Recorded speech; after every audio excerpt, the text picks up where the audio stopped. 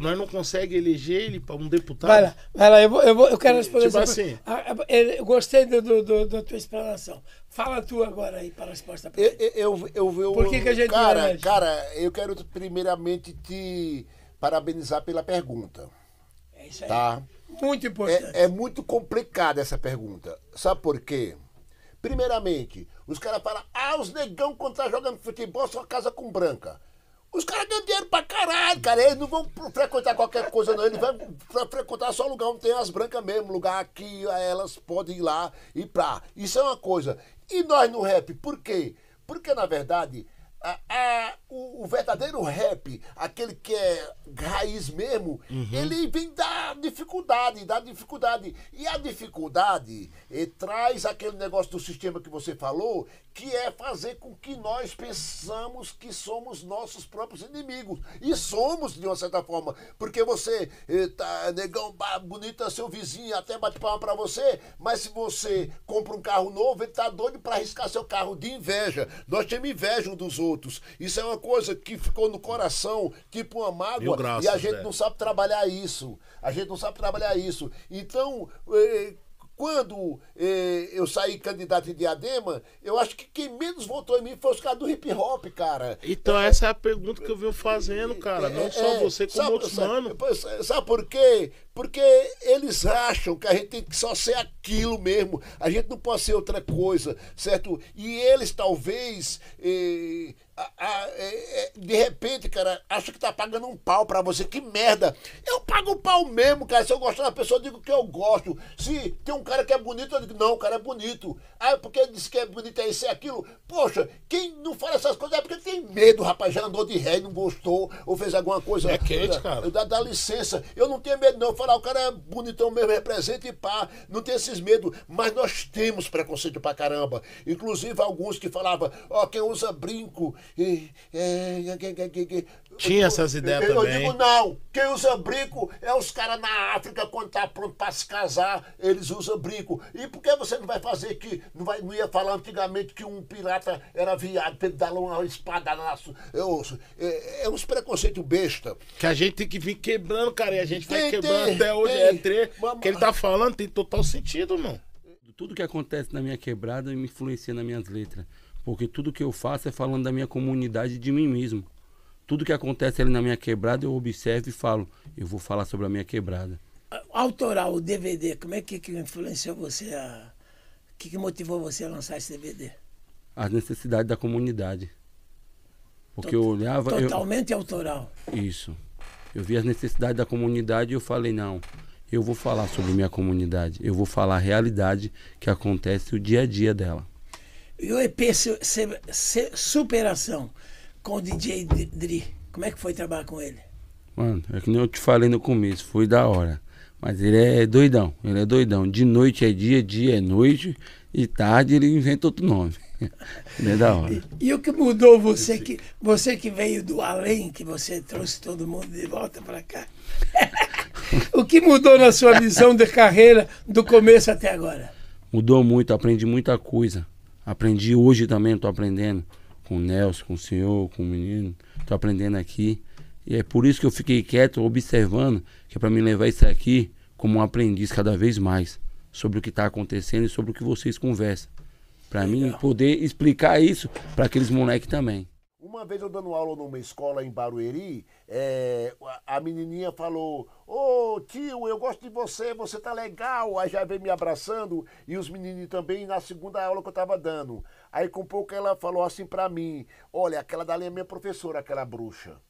Eu digo, meu Deus, o que é que eu faço?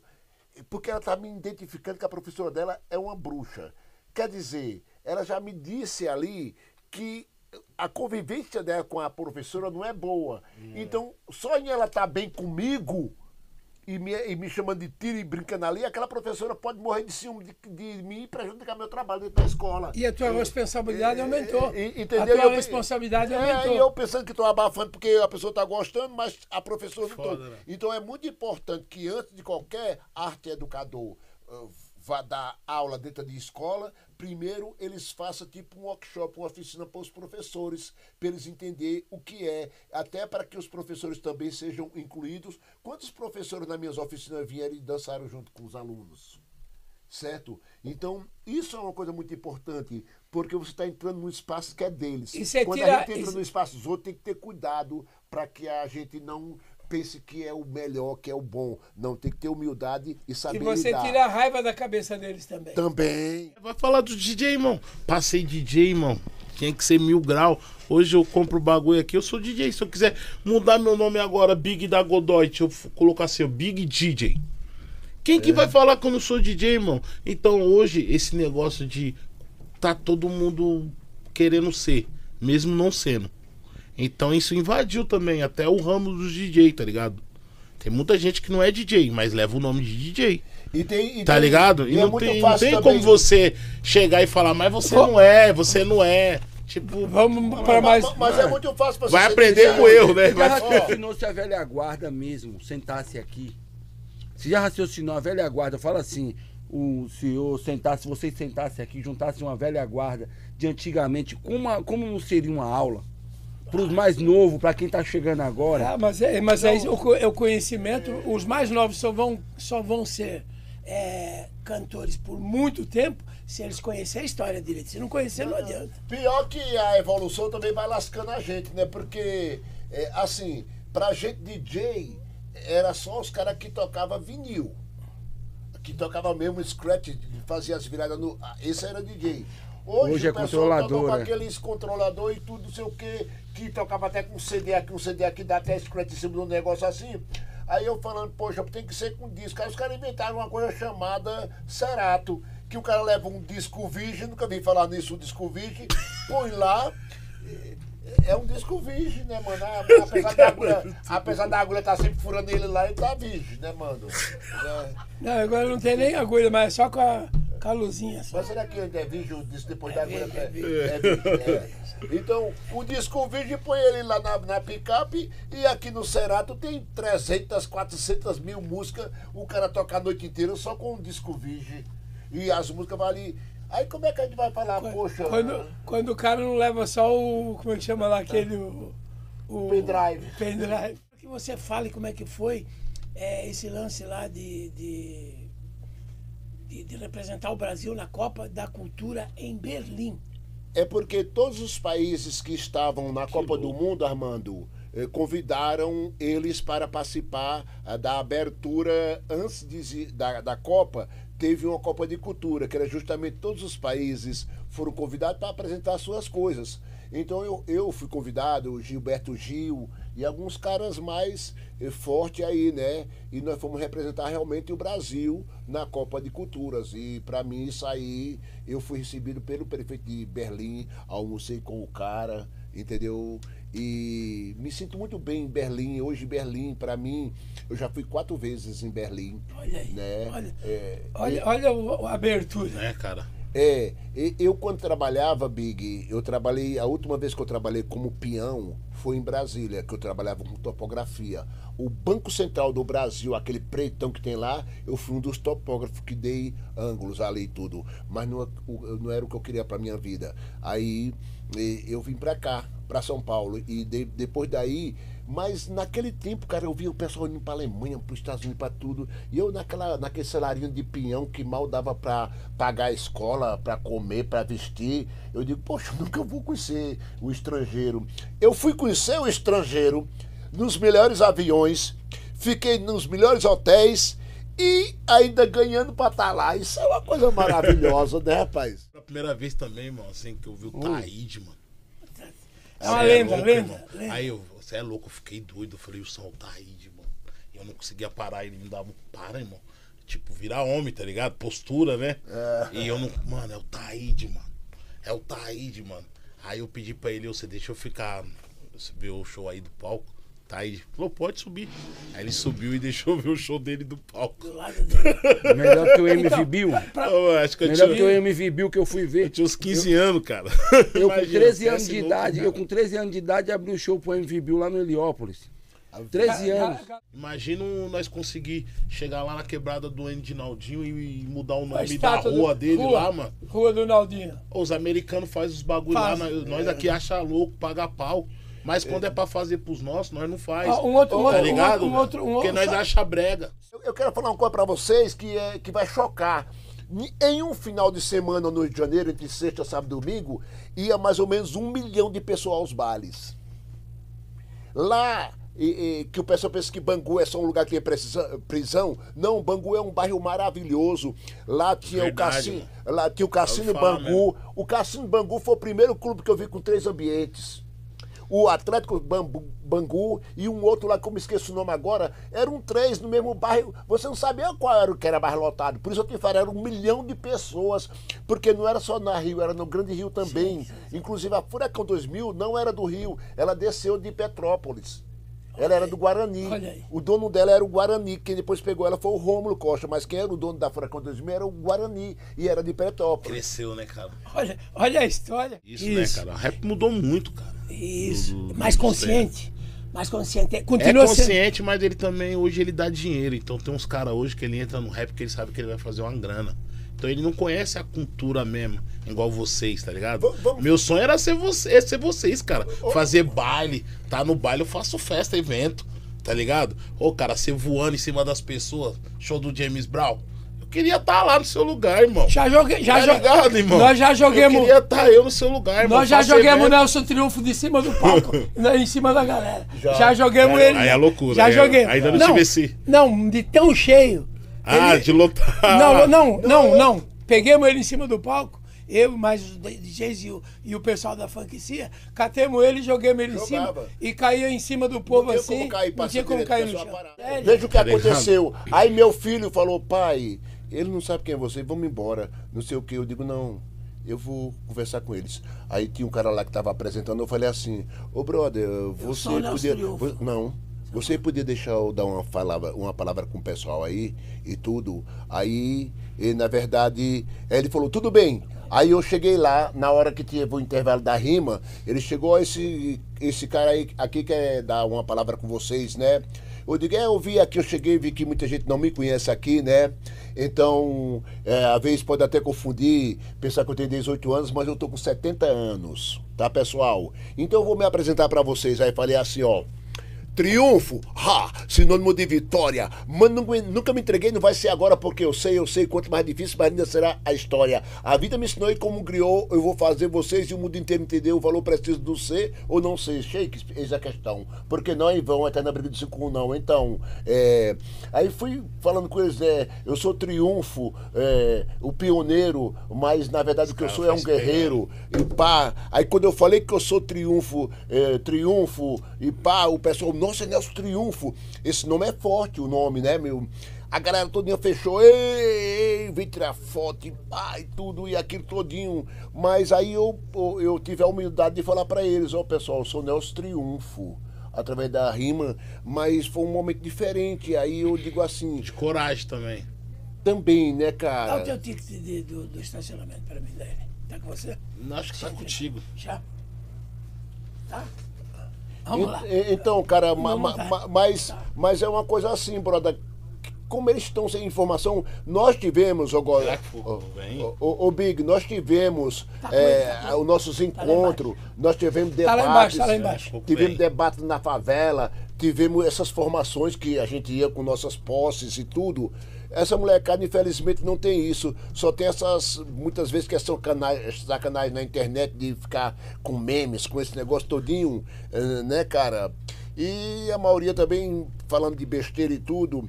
A educação é uma coisa mais diferente, cara. Então, você se faz uma arte, ela tem que ter respeito. Você tem que saber de onde é que ela veio. Você tem que saber quem são os caras, quem é... Esse era o ABCD. Quem é um Zé Preto, quem é um Big da Godóia, quem é um Dr. Rap, Armando Martins. Quem é esses caras? Quem são eles? Aí o cara pode... Poxa, o cara vai fazer samba e diga, agora eu sou samba. Não sabe quem é um Paulinho da Viola, não sabe... Um Amigo Neto, não sabe quem é um Jorge Aragão. Poxa, mano, você faz samba? É isso aí. Entendeu? É uma coisa que é cultura, meu, porque eu acho que a cultura, ela vem junto com uma coisa que ela não se desprega, o Big, que é a formação. Verdade. E a formação, você tem que passar ela certa. Como é que foi subir no palco pela primeira vez em 2006, é isso? Isso. Como é que foi pra você? Mano, pra mim foi uma realização. Você subir em cima de um palco. Tremeu? Mano, dor de barriga? Muito. Eu subi em cima do palco dentro da favela, lá na comunidade, lá na Pilões. Aquele palco, antigamente colocava aqueles engradados de cerveja, e depois colocava uma madeira em cima e colocava um tapete pra você subir em cima pra você cantar. E eu dentro da favela olhava e meus primos lá em cima do palco, eu falei, eu vou cantar também. Aí meus primos falaram, você sabe cantar? Eu falei, eu não sei, mas eu vou cantar. Abre espaço. Eu vou cantar. Eles falaram, tudo bem, então sobe no palco. Vamos chamar aí o... Não era nem Nego Zé, era Pensamento Leal. Sobe no palco. Era o Zé do Pensamento Leal. Aí eu subi no palco, eu comecei a cantar sobre uma professora minha, só pra me ver se eles batiam a palma. A minha professora, Maria José, é isso que ela é. Todo mundo começou a vaiar. Eu desci, um molecão, desci do palco triste, chorando. Pra casa. Maria José é Dona Ju? A Dona Ju não, Dona Ju é minha prima. Quem que representa? Foi ela que... Quem representa a Dona Ju pra você? Pra mim ela representa tudo. Sabe por quê? Porque foi ela que bateu lá na porta da minha casa, eu triste. Ela falou bem assim, eu quero um autógrafo seu. Eu falei, pra que você quer um autógrafo se vocês estavam tudo dando risada da minha cara? Eu tava lá cantando, vocês deram risada. Ela falou, não, você vai representar a nossa comunidade. Você ainda vai ser um orgulho pra nossa comunidade. Eu quero um autógrafo seu. Eu fui lá e dei um autógrafo. Coloquei Anderson, Pensamento Leal. E daí por diante, ela sempre me acompanhou. Todo lugar que eu ia cantar, ela sempre estava ali junto comigo. Todo o público sabe que o Big, juntamente com o Boy, né? Isso, Boiquila. Boiquila apresenta um dos melhores podcasts do Brasil, As Ideias, que Obrigado, irmão. Luta e briga pelas razões tanto da música como da parte social. Sim. E de um modo geral. E com certeza... Podcast que tava 3 anos no ar, né? Nós tá 1 ano parado, né? Eu tô fazendo minhas coisas, o Boy é dele. A gente teve um episódio que a gente ia lançar agora, né? Pra ver se a gente conseguia pegar esse embalo. Porque o podcast é meio que um embalo, irmão. Se você parar, para. Claro, ele tá para. Ligado? Não, ele até diminui os inscritos. Tudo. Todos sentidos. Fala pra você de coração. E nós sentimos isso nessa parada, tá ligado? Então, pra voltar é mais difícil. 100% favela. Como é que foi esse lance aí de 100% favela? A história. 100% favela. 100% favela, na verdade, foi o meu primeiro show da minha vida, cara. Lembra que eu te contei a história onde eu vi o Taíde? Foi a primeira vez que eu vi o Taíde, foi nesse dia. Tá ligado? Foi a primeira vez que eu vi os caras do rap de... Impacto de 100% favela na tua carreira. Né? Quando você é moleque, você sonha ver esses caras, tá ligado? Vários manos do rap. Quando você vê de perto, os caras cantando, o público reagindo, aí você fala, você já sabe qual a sua missão. É o ar-condicionado. E na minha formação, o 100% favela foi muito importante, porque formou o grupo, tá ligado? Nós queríamos cantar e não tinha um grupo. Aí os caras falaram, ó, se vocês montar um grupo até o dia do evento ensaiar, vou dar um espaço pra vocês cantar uma música. Eu juro pra você, irmão, nós montou um grupo chamado Rapa da Godoy. Nós ficou 6 meses ensaiando uma música. Era a próxima pergunta. Não, como é que foi formar o grupo Rapa da Godoy? Vai falar. Né? E isso aí transformou a gente. Nós ficamos ensaiando esses 6 meses uma música. No dia do evento, a gente apresentou essa música, que era, lembro dela, era Triste Realidade, o nome do som. Cantamos esse som, mano, parecia uma Copa do Mundo, irmão. 6 meses ensaiando uma música pra pegar um espaço. Ó, pra você ver como que era 1000 graus. A responsabilidade. É louco. E um dia antes nós cantou pros caras pra ver se passava. É igual hoje nós faz qualquer rap e joga na internet. Era difícil. Era aqui, ó, fatiado. Tem que passar pelos padrinhos pra ver se vai. E no meu tempo só tinha 3 caras que produziam no Brasil. E assim mesmo, não tão... Que era o Cuca, né? Cuca, o pessoal do região Abissal com o Macari, né? E o outro do Rio que começou, mas depois virou o funk, que foi o Marlboro, né? Que foi, começou a produzir mais os funk, né? Então hoje em dia, cara, todo moleque que tem computador em casa já produz. Já produz. Produz até no celular. Mano, o cara tem um home studio, grava. Por isso que o rap muda tanto, cara. Dos primeiros trap que eu ouvi, cara, é muito antigo. É do início dos anos 70, que é daquele Demites, do grupo de Pranto. Os caras são bons pra caramba. E nada do que tá aí é criado agora. Os caras falam, poxa... e por isso que eu falei pra vocês. O hip hop começou digamos, com a Zulu Nation lá, que juntou os 4 elementos, quer dizer, os 4 elementos começaram a ficar juntos ali em 73. Mas se vocês que estão por aí, procurarem 1959, vão ver na Nigéria os nativos fazendo break lá no chão duro, girando de cabeça, fazendo tartaruga, fazendo um bocado de passo aí. Isso é verdade que ele tá falando aí. 59? 1959. E se você for... Na Nigéria. Na Nigéria, pode procurar. São tribos dançando, tá ligado? Tribos dançando. Que lembra muito o jeito que a gente dança o hip hop hoje. Até alguns movimentos são meio que... Parece que a gente roubou, né? Então, parece que a gente foi lá, olhou e falou assim, vai criar o nosso aqui. Big, mas é muito legal. A mãe África é muito, muito forte. Mas se você também for olhar, Big, também. O que nós dançávamos em 83, 84 não é o que se dança hoje. Não é, teve a evolução. Então aquele estilo dela era a época, era o primitivo. Começo, era o nativo. Era o nativo. Era o original, mano.